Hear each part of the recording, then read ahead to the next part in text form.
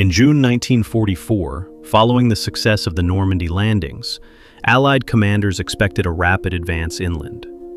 Among their primary objectives was the city of Caen, a key road and rail hub, whose capture was intended to open the path into the French interior. However, what was planned as a swift seizure quickly turned into one of the most prolonged and costly battles of the entire campaign.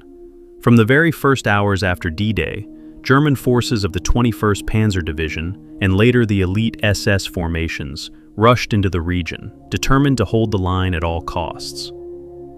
The Allied advance toward Caen was immediately met with unexpected resistance, slowing momentum and forcing a shift from rapid breakthrough to grinding attrition. As British and Canadian units pushed forward, German defenders transformed the countryside into a layered defensive zone, using hedgerows, fortified villages, and concealed armor positions to blunt the Allied advantage in numbers and air power.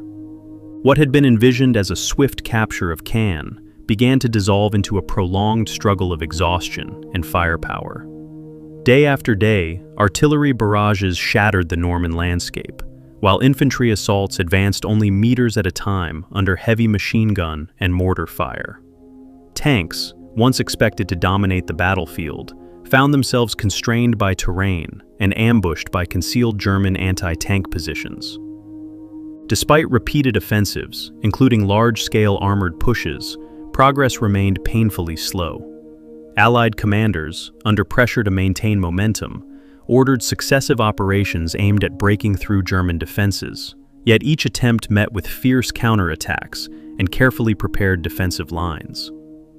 German commanders, including elements of panzer divisions redeployed from other sectors, recognized Caen as the key to halting the invasion and concentrated their strongest formations in its defense. The city itself became a symbolic and strategic prize, with both sides understanding that its fall would determine control of central Normandy. As weeks passed, the battle evolved into a war of attrition rather than maneuver, with entire divisions committed to holding or breaking small sections of the front. Civilian infrastructure was devastated as continuous bombardment reduced much of Caen and its surrounding villages to rubble.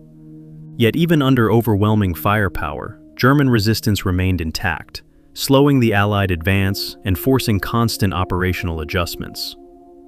Only through sustained pressure, combined arms coordination, and overwhelming logistical support did Allied forces begin to slowly wear down the defenders. By late July 1944, after weeks of intense fighting and repeated offensives, the balance began to shift, with German forces increasingly strained by losses and continuous bombardment. The eventual capture of Caen marked not a single decisive moment, but the culmination of one of the most exhausting battles of the Western Front, revealing the brutal reality of modern industrial warfare and the immense cost of breaking fortified positions in contested terrain.